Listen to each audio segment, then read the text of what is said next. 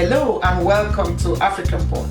Today I'm making a very healthy meal from plantain food product. Plantain is very versatile in the way it can be eaten. Check out my previous video to find out how you can eat plantain in different forms. Today I'm roasting the plantain.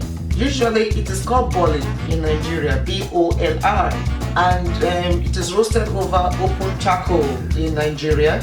But today I'm roasting mine in the oven, and I'm serving it with a very healthy dip made traditionally as palm oil with some infusing spices. I've infused the palm oil with garlic, ginger, a bit of chili and salt.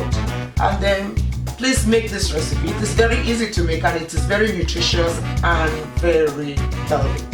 Let me have your comments. Give us a thumbs up, subscribe, ring the bell and share this with your friends. Thank you very much.